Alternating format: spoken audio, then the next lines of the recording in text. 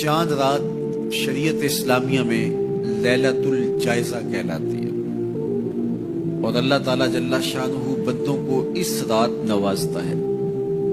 یہ پورا مہینہ تم نے روزے رکھے اور اب میں تمہیں اس کا صلہ عطا کروں گا، اور لیلۃ الجائزہ میں اللہ عیدی عطا کرتا ہے، اور بندوں کو وہ عطا کرتا ہے جو وہ سوچ بھی نہیں سکتے کہ ہمارا مالک ہمیں کیا کیا عطا کرتا ہے۔ تو یار جب عیدی لینے کا وقت ہو، اس دن ہم بازار میں ہوں، تو اس سارے کام اور ساری خریداری چاند رات کے اوپر چھوڑتے ہیں کہ اس رات کو ہم بازار جائیں گے۔ کچھ لوگوں کو شوق ہوتا ہے اس رات بازار جانے کا، حالانکہ بازار شر الاماکن، بری جگہ، سب سے بہتر جگہیں اللہ کے گھر مسجدیں ہیں، اور سب سے بدترین جگہیں بازار ہیں۔ تو مجبوری کے ساتھ بازار میں جایا جاتا ہے، آپ کی مجبوری ہے کچھ خریدنا، اور اگر آپ کاروبار کرتے ہیں تو آپ کی مجبوری ہے کچھ بیچنا، تاکہ آپ اس خرید و فروخت سے اپنے بچوں کا رزق کما سکیں یا اپنی ضروریات کو وہاں سے جا کے خرید کے لا سکیں۔ تو وہ مجبوری ہے، تو مجبوری کے لیے آپ وہاں جا سکتے ہیں، اور ہمیں حکم دیا گیا دیر سے جاؤ جلدی واپس آ جاؤ۔ مسجد میں حکم دیا گیا ہے جلدی جاؤ دیر سے واپس آؤ، اور ہمیں پتہ ہے کہ چاند رات کو رش کتنا ہوتا ہے، اور ہم اسی وقت کے لیے سارے کام چھوڑے ہوں جبکہ کندھے سے کندھا چھو رہا ہوتا ہے، اور مرد و زن کا اختلاط بھی وہاں ہوتا ہے۔ تو پھر اپنے آپ کو بچانا اور اپنے آپ کو محفوظ رکھنا اور اپنی نظر کی عفت اور پاکیزگی کا خیال رکھنا کتنا مشکل ہو جائے گا۔ اپنے آپ کو آزمائش میں کیوں ڈالا جائے کہ جس میں ہم پورے نہ اتر سکیں۔ تو اس لیے یہ بات ذہن میں رکھیے گا کہ یہ لیلۃ الجائزہ ہے، یہ جھولی پھیلا کے رب سے مانگنے کا وقت ہے، یہ بازاروں میں آوارگی کا وقت نہیں ہے۔ تو یہ رات بھی ہماری اللہ کے حضور عبادت میں گزرنی چاہیے، ذکر و فکر میں گزرنی چاہیے، یاد الہی میں گزرنی چاہیے۔ تو لیلۃ الجائزہ کو کبھی ضائع نہ کیجیے اور اس رات کو برباد نہ کیجیے۔ سارے مہینے کی محنت آپ نے جو کی، اب اس کا صلہ لینے کا وقت ہے، اب عیدی لینے کا وقت ہے۔ تو عیدی لیجیے اپنے رب سے، جھولیاں پھیلا پھیلا کے لیجیے، اس سے خیرات مانگیے، اس کی کرم نوازیاں اور اس کی رحمتیں تمہارے اوپر برسیں گی، تو ان کو اپنے دامن میں سمو لیجیے۔ حضرت سیدنا فاروق اعظم رضی اللہ تعالیٰ عنہ عید کے دن رو رہے تھے، تو کسی نے کہا کہ عمر عید کے دن رو رہے ہو؟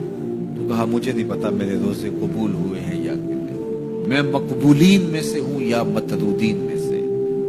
اگر مقبول ہوں تو اچھی بات ہے، اور اگر مقبول نہیں تو روزے منہ پہ مارے جاتے ہیں۔ تو اس لیے عید کا موقع ہمارے لیے ایک بہت بڑا امتحان بھی ہے، اور عید کا موقع ایک اعتبار سے بہت بڑی خوشی بھی ہے کہ اللہ تعالیٰ نے ہمیں توفیق نصیب کی کہ ہمیں 29 یا 30 روزے نصیب کیے۔ روزے 30 ہوں یا 29 ہوں، یہ واضح میں رکھیں، اللہ ثواب پورے 30 کا عطا کرتا ہے۔ تو اپنی ضروریات کے لیے اور وقت نکالیے، اور عید کا دن بھی اللہ نے ہمیں 5 نمازوں کے علاوہ ایک اضافی نماز عید کی ہمارے اوپر واجب کی ہے۔ عید کے دن تو لوگ فرض نمازیں چھوڑ دیتے ہیں، جبکہ عید کے دن فرض نمازوں کے علاوہ ایک اضافی نماز رکھی گئی ہے۔ تو یہ ہمارا امتحان تھا، ہمارے ایک مہینے کی جو ٹریننگ ہوئی تھی، اس کے بعد آج ظہر کے وقت، آج عید کے دن فجر کے وقت، آج عصر اور مغرب کے وقت دیکھنا تھا کہ اس کا اثر ہماری روح میں کتنا اترا ہے۔ اور میں کہتا ہوں کہ جب مسلمان سارا مہینہ روزے رکھیں، تراویح بھی پڑھے اور نمازیں بھی ادا کریں، اور عید کے دن فجر کے وقت مسجد میں نمازی نہ ملے، ظہر کے وقت آدھی صف ہو، تو شیطان تو بڑا خوش ہوتا ہوگا، وہ تو بڑا راضی ہوتا ہوگا کہ یہ پڑھتے تھے نمازیں اور تراویح اور کیا کیا کرتے تھے، پتہ چلا نا کہ ان کے اندر کچھ بھی نہیں اترا، اور یہ جہاں کھڑے تھے اس سے بھی نیچے لڑک کے آ گئے۔ تو شیطان کو کبھی خوش نہ ہونے دینا، اللہ کے حضور سرخروئی اور کامیابی کے لیے دعا مانگتے ہوئے ماہ سیام سے رخصت ہوں. یہ گھڑیاں اللہ نے نصیب کی. گنتی کے دن انہیں کہا گیا ہے، تو یہ گنتی کے دن یوں ہی بیت جاتے ہیں اور اسی طرح پوری زندگی بیت جاتی ہے. اور پھر جب آنکھ بند ہوتی ہے تو پھر آنکھ کھلتی ہے کہ ہم زندگی کہاں گزار رہے ہیں. تو آئیے ان لمحوں کو غنیمت جانیے کہ حضور ذکر فکر میں گزاریے گا، دوستوں سے ملیے گا، رشتہ داروں سے ملیے گا، اچھے کھانے کھائیے گا، اچھا لباس بھی پہن لیجئے گا. لیکن یہ بات ذہن میں رکھیے گا کہ عید نئے لباس پہننے کا نام نہیں ہے. عید رنگا رنگ کھانے کا نام نہیں ہے. عید اللہ کے شکرانے کا نام ہے. یہ بات ذہن میں رکھیے گا کہ اپنے رب سے کبھی بھی غافل نہیں ہونا. جب عید کے دن سب سے ملتے ہو تو رب سے کیوں نہیں ملتے ہو؟ عید کے دن تو ان سے بھی ملتے ہو جو تم سے ناراض تھے. عید کے دن ان سے بھی تم جفیاں لگاتے ہو جن سے تم بہت دور ہو چکے تھے. تم کہتے تھے کہ رسم زمانہ بھی ہے، دستور بھی ہے، آج عید کا دن ہے، آج تو گلے ملنا چاہیے. تو یار دشمنوں کو بھی بھڑ بھڑ کے گلے سے ملتے ہو، تو عید کے دن رب سے ملنے مسجد میں کیوں نہیں جاتے ہو؟ اس دن کیوں اللہ سے دور ہو گئے ہو؟ تو 5 گانا نماز کا آپ اہتمام کیجئے. ایک اضافی نماز تمہارے اوپر عید کے دن واجب کر دی گئی ہے، تو اس کو بھی ادا کیجئے. اللہ کے حضور سرخروئی اور کامیابی کے لیے دعا مانگتے ہوئے ماہ سیام سے رخصت ہوں. روزوں کے اندر ہماری جو کوتاہیاں ہوتی ہیں، روزے کو ان کے پورے آداب کے ساتھ ہم رکھ نہیں پاتے، تو اس کا کفارہ صدقہ فطر کے نام سے ہمارے اوپر واجب کیا گیا ہے. ہر وہ شخص جو مال نصاب کا مالک ہے اور اس پر سال گزرنا شرط بھی نہیں ہے، تو اس پر صدقہ فطر واجب ہوتا ہے. اور صدقہ فطر کے ذریعے سے ہم غریب لوگوں کو عید کی خوشیوں میں شامل کرتے ہیں. تو غرباء کو، مساکین کو عید کی خوشیوں میں شامل بھی کیجیے اور ان کی ضروریات کا ضرور خیال کیجیے. اپنی ہمسائیگی میں، اپنی رشتہ داریوں میں بہت خیال رکھیے گا اور لوگوں کو عزت نفس دیجیے گا، لوگوں کی ضروریات کا خیال رکھیے گا اور اپنے بچوں کو بھی اس بات کی تلقین کیجیے گا کہ وہ عید کے موقع پر اپنے دوستوں کو، بچیاں اپنی سہیلیوں کو ان کا پورا خیال رکھیں اور ان کی عزت نفس کا بھی خیال رکھیں. یہ بچپن کے اندر ہی بچوں کو جو اپنی انفرادیت جتلانے کا مزاج پیدا ہو جاتا ہے اور یہ ساری زندگی ختم نہیں ہوتا. اور یہ عمومی طور پہ یہ وہ مواقع ہوتے ہیں جن مواقع پہ یہ احساس ان کا جو ہے وہ اجاگر ہوتا ہے، پھر بڑھتا ایک مرض بن جاتا ہے. اس لیے بچوں کو بچپن کے اندر ہی دوسروں کا احساس سکھائیے، نہ کہ ان کے اندر احساس تفاخر پیدا ہو. اعتدال کے ساتھ ان کی ضروریات کو پورا کیجیے، لیکن آپ کا جو اطراف ہے، گرد و پیش کا ماحول ہے، اس کا بھی پورا خیال رکھا جائے کہ بچے احساس برتری میں مبتلا نہ ہو جائیں اور ایسی امراض ان کے اندر پیدا نہ ہو جائیں. بلکہ بچوں کو راہ خدا میں خرچ کرنے کی ترغیب دیجیے.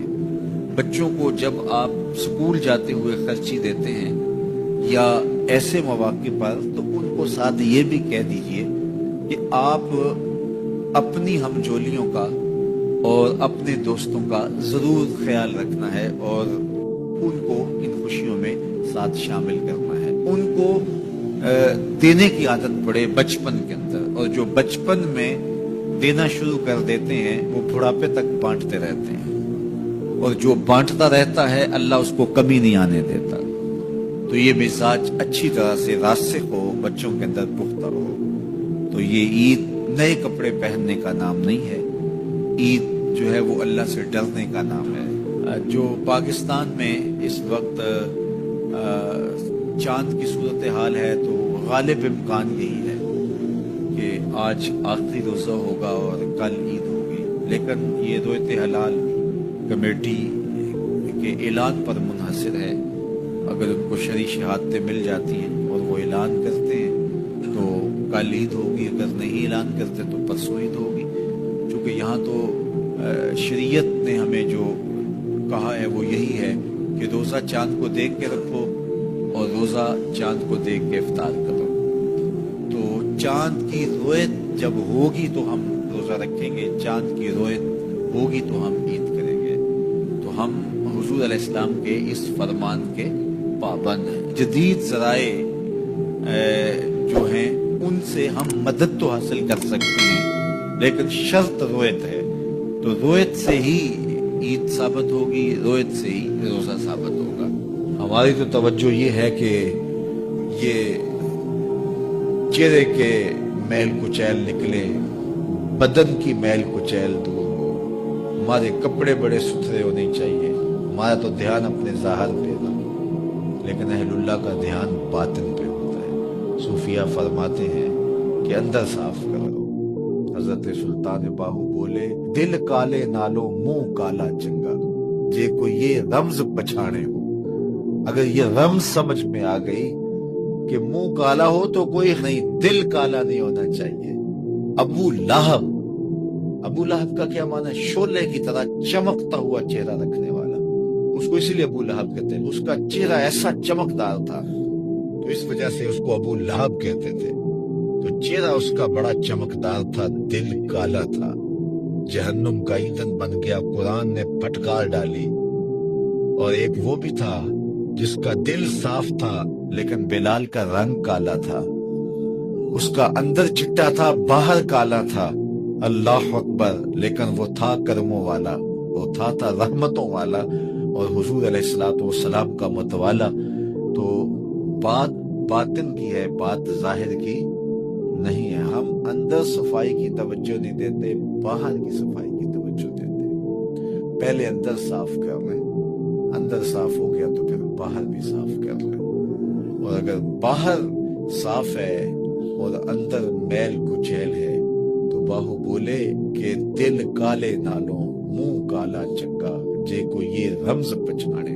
اللہ کے محبوب علیہ السلام فرمائے اگر یہ صحیح ہو گیا تو پورا جسم صحیح ہو گیا۔ اور حضرت رومی نے جو اقبال کے مرشد تھے کہا کہ دل کو قابو میں کر لو، یہی حج اکبر ہے۔ حج اکبر کر لیا لیکن دل ہی ٹھیک نہ ہوا، کہتے ہیں کعبہ گیا گل نہیں مک دیجئے، دلو نہ مکائیے۔ تو کہا اس کی اصلاح کرو، یہ حج اکبر ہے۔ از ہزاراں کعبہ یک دل بہتر است، ہزار کعبے سے ایک دل بہتر ہے۔ وہ کیسے؟ اس لیے کہ کعبہ بن گاہی خلیل اطہر است، کعبہ حضرت ابراہیم خلیل کی بنیاد ہے اور دل رب جلیل کی گزرگاہ ہے۔ اس لیے اس کی پاکیزگی کا سامان کریں، اس کی طہارت کا سامان کریں۔ آپ کسی کو بلائیں اور میلی کچیلی جگہ ہو جہاں گندگی پڑی ہو، غلاظت پڑی ہو، تو آپ کا کوئی عزیز مہمان آئے اس کو بلا کر کے لائیں تو وہاں بیٹھے گا؟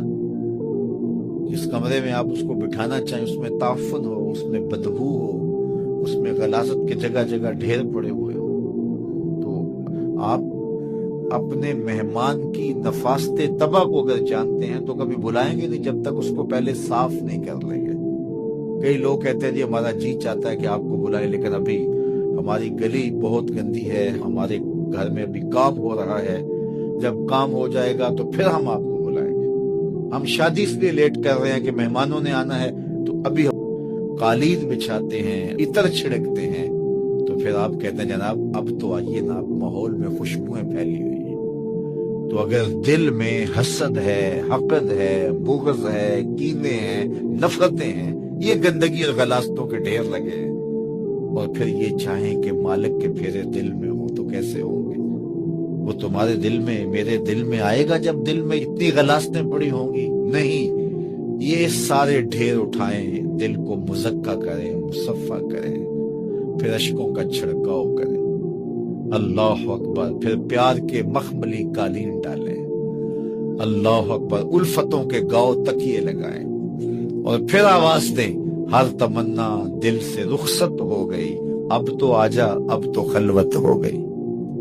پھر محبوب کو بلائیے تو پھر دیکھیے کہ محبوب جلوہ فراز ہوتا ہے کہ نہیں ہوتا۔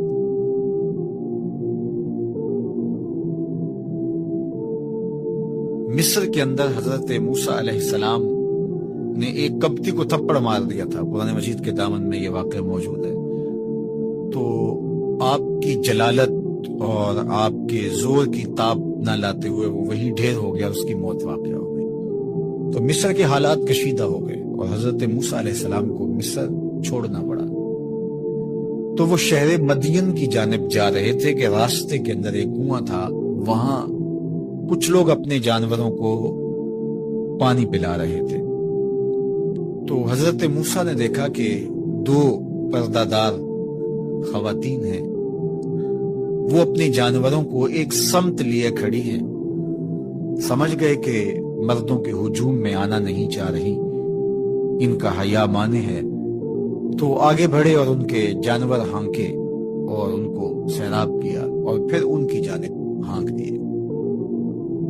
وہ واپس گئی اور اپنے والد بزرگوار سے کہا کہ ایک سالے نوجوان جس کی آنکھوں میں شرم و حیا تھا، اس نے ہمارے ساتھ یہ مہربانی کی۔ تو ان کے والد گرامی نے کہا کہ جاؤ اس کو بلا کے لاؤ۔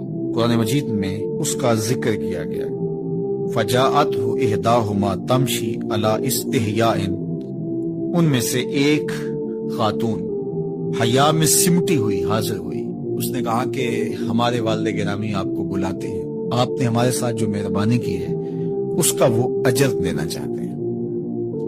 تو حضرت موسیٰ علیہ السلام ان کے ساتھ چلے گئے، اور جب گئے تو یہ گھر تھا حضرت شعیب علیہ السلام کا، اور یہ صاحبزادیاں حضرت شعیب علیہ السلام کی تھی۔ تو اس خاتون کا شرم و حیا کے ماحول میں حضرت موسیٰ علیہ السلام کو یہ کہنا اور چل کے اس انداز سے آنا، قرآن نے اس کی حکایت بیان کی ہے۔ تو خدا کو پسند ہے کوئی خاتون حیا کے ماحول میں آئے تو اللہ اس کی آمد کو اور اس کے آنے کو قرآن کا عنوان بنا دیتا ہے، اور قرآن کی حکایت بنا دیتا ہے کہ جو خاتون حیا کے جوہر کی مالکہ ہو وہ اللہ کو کتنی اچھی لگتی ہے۔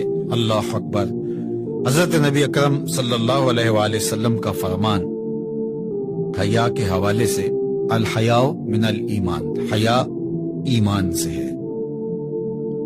تو جتنے بھی ایماندار لوگ ہیں وہ پھر حیا کے جوہر سے مزین ہوں گے، مالا مال ہوں گے۔ آپ دیکھ لیجئے سب سے بڑے ایماندار تو میرے اور آپ کے آقا مولا ہیں، اور حضور کمواری لڑکی سے زیادہ حیادار تھے۔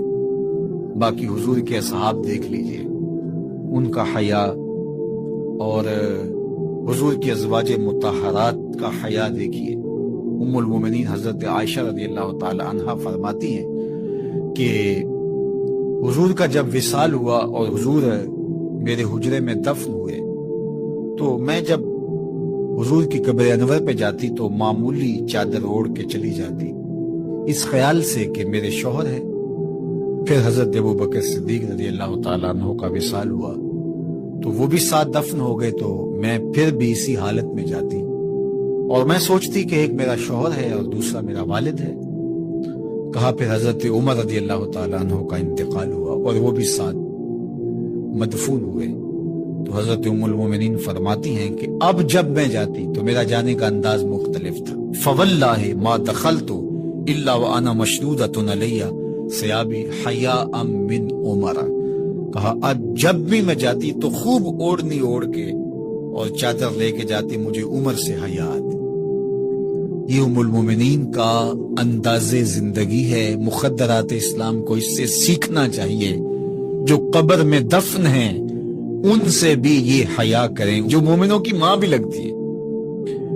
اور آج یہ دلائل دیے جائیں کہ پردہ تو جناب دل کا ہوتا ہے، چہرے کا پردہ تو نہیں ہے۔ باقی کسی کو اپنی آنکھ میں شرم پیدا کرنی چاہیے۔ عورت کو کیا ضرورت ہے کہ وہ اپنے آپ کو ڈھانپ کے رکھے؟ اب ام المومنین کا عمل یہ ہے کہ فرماتی ہیں کہ میں اپنے آپ کو خوب سمیٹ کے جاتی حیاء من عمر۔ عمر قبر میں ہیں لیکن ام المومنین فرماتی مجھے پھر بھی حیا آتی۔ اور حضرت سیدہ طیبہ طاہرہ حضرت فاطمہ زہرا رضی اللہ تعالی عنہا نے کہا کہ عورت کے لیے بہترین پردہ یہ ہے کہ اس کو کوئی غیر مرد نہ دیکھے اور وہ غیر مرد کو نہ دیکھے۔ تو جب یہ ہمارا دین ہمیں سکھاتا ہے اور حیا کا یہ سبق دیتا ہے۔ بڑوں سے حیا کرنے کی تلقین کی گئی، اللہ سے حیا کرنے کی، اس کے رسول سے حیا کرنے کی تلقین کی گئی۔ صحابہ فرماتے ہیں بعض اوقات ہم کچھ پوچھنا چاہتے ہوتے تھے اور حضور کے حیا کی وجہ سے ہم ایک عرصہ تک وہ بات نہیں پوچھ پاتے تھے۔ آج دادا کے سامنے بچے جس طرح بات کرتے ہیں اور جس طرح بچوں سے حیا کا جوہر ختم ہو گیا ہے اور اس کو وہ تہذیب نو کا کرشمہ سمجھتے ہیں اور جدید دور کی کرامت سمجھتے ہیں، یہ دور جدید کی کرامت نہیں ہے، یہ جاہلیت ہے۔ بڑوں کا احترام اور بڑوں کی عزت یہ زندگی کا جمال۔ بلکہ حضور نے یہاں تک فرمایا اپنے گوشت کی خوشبو سے ہمسائے کو تکلیف نہ دو، یا تو تھوڑا سا شوربہ زیادہ ڈال لو یا ایسے زاویے ایسے وقت پکاؤ کہ ہمسائے کے بچے سوچو۔ مزدور کے بچے ضد کر بیٹھے اور وہ ضد پوری نہ کر سکے تو پھر ان کے آنسو کون پوچھے گا اور کون ان کو چپ کرائے گا؟ وہ کیا کسی نے کہا تھا دوپہر کو وہ سو جاتی ہے اس ڈر سے، دوپہر کو وہ بچوں کو سلا دیتی ہے اس ڈر سے، گلی میں پھر کھلونے بیچنے والا نہ آ جائے۔ کبھی ان لوگوں کے دکھ بھی ہم نے سمجھے ہوئے ہوتے۔ ہماری حالت تو یہ ہے کہ ہمارے دیہاتوں میں رواج ہے کہ جب کوئی شخص اپنی بیٹی کو رخصت کرتا ہے تو اس کا جہیز چارپائیوں پہ بچھا دیتے ہیں اور پھر ایک بندے کو پیغام دیا جاتا ہے ایک عورت کو، جاؤ پوری بستی میں بتاؤ کہ ہماری بیٹی کا جہیز دیکھ جائے۔ اس کو ہم دیہاتی زبان کے اندر رسم وکالہ کہتے ہیں۔ دیا تو اپنی بیٹی کو ہے، لوگوں کو دکھلا رہے ہیں داد وصول کرنے کے لیے، بڑا جی حد کر دی، کمال ہو گئی۔ ہم نے تو داد دے دی، 4 دن تندوروں پر چوپالوں میں یہی بات ہوئی، لیکن یہ نہ سوچا کہ تمہاری بیٹی کا جہیز دیکھنے کے لیے بیوہ کی یتیم بچیاں بھی آئیں، اس مزدور کی بیٹیاں بھی آئیں جو بڑھاپے کے باوجود، کانپتے ہوئے بدن کے باوجود گلی والا ڈبہ اٹھا کے مزدوروں والے اڈے پہ جا کے بیٹھتا ہے اور بوڑھا سمجھ کے اسے کوئی قبول بھی نہیں کرتا، اور وہ کہتا مجھے 10-20 روپے کم دے دینا، لیکن کوئی اسے قبول نہیں کرتا۔ جب دوپہر کو وہ اپنا سامان سمیٹ کے، دیسی گاڑی سمیٹ کے جب وہ واپس پلٹتا ہے تو کوئی جانتا ہے کہ اس کے قدم کتنے بوجھل ہوتے ہیں، جبکہ وہ اپنی بیوی کو کہہ کے آیا آج جو مزدوری ملے گی اس کا آٹا لے کر کے آؤں گا۔ گھر کی دہلیز عبور کرنا اس کے لیے پل صراط عبور کرنے کے مترادف ہوتا ہے، اور اندر کپڑے سی کے اور دیگر مزدوریاں کر کے اپنے جہیز کی تیاری کرنے والی بیٹیاں جب اپنے باپ کو یوں خالی آتے ہوئے دیکھتی ہیں تو جو کچوکے، جو زخم ان کے سینے پہ لگتے ہیں، لفظوں میں اس کو بیان نہیں کیا جا سکتا۔ تمہاری بیٹی کا جہیز دیکھنے کے لیے اس مزدور کی بیٹیاں بھی آئیں، تم نے تو داد وصول کر لی، لیکن جو زخم ان کے کلیجے پہ لگے اس کا مداوع کس کے پاس ہے؟ تارا ٹوٹتا سب نے دیکھا، یہ نہ دیکھا ایک نے بھی، کس کی آنکھ سے آنسو ٹپکا، کس کا سہارا چھوٹ گیا۔ اللہ نے اپنے محبوب کو کہا کہ محبوب فَأَمَّا الْيَتِيمَ فَلَا تَقْهَرْ، یتیم پر دباؤ نہیں ڈالنا ہے۔ علامہ اقبال انجمن حمایت اسلام، یہ جو لاہور کا یتیم خانہ دارالشفقت، اس کے ایک سالانہ اجلاس کے اندر ایک نظم پڑھی تھی، نالہ یتیم۔ اس میں یتیم کے دکھڑے بیان کرتے ہیں کہ جب چاند چڑھتا ہے عید کا تو سارے بچے چھتوں پہ چڑھ کے چاند دیکھتے ہیں، یتیم بچہ بھی چڑھتا ہے چھت پہ، اور جب واپس چاند نظر آتا ہے تو سارے اپنے ماں باپ کی باہوں میں جھولتے ہیں اور مبارکباد وصول کرتے ہیں، اور یتیم بچہ جب سیڑھیاں اترتا ہے تو اس کا استقبال کرنے والا کوئی نہیں ہوتا، اور پھر جو اس کی حالت ہوتی ہے، اقبال نے وہ حد کر دی اس کے جذبات کی عکاسی، بات لمبی ہوگی، آخر میں وہ کہتا ہے یتیم تیرے دکھوں کا سہارا کوئی نہیں، آج تجھے میں رسول اللہ کی چوکھٹ پہ لے چلوں۔ تصور میں اسے حضور کے دربار میں لے جاتا ہے، اور آقا کریم علیہ السلام پھر امت سے مخاطب ہو کے کہتے ہیں گر تم سمجھو تو 100 باتوں کی یہ ایک بات ہے، آبرو میری یتیمی کی تمہارے ہاتھ ہے۔ یہ لفظ کہہ کے حضرت اقبال نے چندے کی اپیل کی تھی، لوگوں نے اپنی جیبیں الٹ دی تھی، تو غریب کا اور یتیم کا سہارا آمنا کا لال ہے، اور اللہ نے اپنے محبوب کے دل کو گداز اور نرم بنایا ہوا ہے، اتنا نرم کہ زخم کسی کو ہو نبی بے چین ہو جائے۔ یار غزوہ بدر میں کافر خون کے پیاسے بن کے آئے تھے، لیکن 70 مارے گئے، 70 قید ہو گئے۔ حضرت بلال کہتے ہیں حضور مسجد کے سین میں کبھی دائیں کبھی بائیں جا رہے ہیں، میں نے کہا اللہ جو ہے وہ میرے ماں باپ آپ پہ قربان ہو، کیا میں ماجرا ہے کہ آپ آرام نہیں فرما رہے؟ تو حضور نے فرمایا ان کی رسیاں سختی سے باندھ دی گئی ہیں، اس لیے مجھے نیند نہیں آ رہی۔ حضرت بلال نے اور صحابہ نے جو آگے ہو کر کے وہ قیدیوں کی رسیوں کو ڈھیلا کیا، پھر حضور علیہ السلام جو ہے وہ راحت فرمائی. جو کافروں کے لیے اتنے شفیق اور نرم دل ہیں تو وہ اپنوں کے لیے کتنے شفیق ہوں گے اور کتنے نرم دل ہوں گے. امام رازی نے لکھا ہے کہ حضور کی رقاقت قلبی کا عالم یہ ہے، لو تدخل شوکۃ فی رجل احدکم لوجدت علمها. فرمایا اے صحابہ تمہارے پاؤں میں کانٹا بھی چبھے تو اس کی تکلیف مجھے ہوتی. اور اللہ نے قرآن مجید میں حضور کے اس مزاج کو بیان کیا، عزیز علیہ ما عنتم، تمہارا مشقت میں پڑنا اس پہ گراں گزر، تم مصیبت میں پڑو تو نبی بے چین ہو جاتا ہے. اللہ تعالیٰ جل شانہ اپنی رحمت نازل فرمائے. حضور کا پیار اس امت کو جو نصیب ہوا ہے، یہ ایک دن کا محفل میلاد کیا پتہ نہیں کیا ہو گیا امت میں، یہ کیوں اختلاف ہے، میں سمجھ نہیں رہا کیوں اختلاف ہے. میں تو کہتا ہوں ساری زندگی بھی محفل میلاد میں گزار دی جائے پھر بھی حق شکر ادا نہ. حضور نے اتنا پیار کیا ہمارے پاس، اللہ کی قسم ہمارے بدن پہ اتنے بال نہیں ہیں جتنے رسول اللہ کے احسانات ہیں. اتنا کرم اور اتنا فضل اور اتنا لحاظ رکھا، اور آج دنیا پہ جو اتنا خیال رکھتے ہیں کل قیامت کے دن کتنا خیال رکھیں. فَأَمَّا الْيَتِيمَ فَلَا تَقْهَرْ، یتیم پہ دباؤ نہ ڈالو. وَأَمَّا السَّائِلَ فَلَا تَنْهَرْ، اور سائل کو جھڑکو نہ. وَأَمَّا بِنِعْمَتِ رَبِّكَ فَحَدِّثْ، اور اپنے رب کی نعمت کا خوب چرچا کرو. اللہ نعمت دے، کرم نوازی فرمائے تو اس کا اظہار کرو، چرچا کرو، اس پر گفتگو کرو، اس پہ بات کرو، تشکر بجا لاؤ. حضور علیہ السلام اللہ کی من جملہ نعمتوں میں سے سب سے بڑی نعمت ہے. محمد نعمت اللہ، یہ امام بخاری کے لفظ ہیں. حضور اللہ کی نعمت ہے تو حضور کی آمد پر پھر اظہار مسرت، اظہار بشاشت، یہ اہل ایمان کا شیوا ہے، اہل ایمان کا طریقہ ہے اور اہل ایمان کا دستور ہے. حضرت حسان بن ثابت رضی اللہ تعالیٰ عنہ فرماتے من علینا ربنا ہم باسفینا محمدا، اللہ نے احسان کیا کہ حضور عطا کر دی. میں نے کتب میں پڑھا 12 نبیوں نے آرزو کی ہے کہ ہم حضور کی امت سے ہوں. ہم نے کوئی آرزو بھی نہیں کی تھی، سوئے تھے مقدر جاگ اٹھے. مؤذن نے کان میں آ کر کے جو ہے وہ مبارک دی، مبارک ہو تو آقا کا غلام بن کے آ رہا ہے. وہ کیا کسی نے کہا تھا شاہوں سے ملا ہے نہ توگر سے ملا ہے، اللہ کا عرفان اسی در سے ملا ہے. اوروں کو ملا ہے تو مقدر سے ملا ہے، مجھ کو تو مقدر بھی تیرے در سے ملا ہے.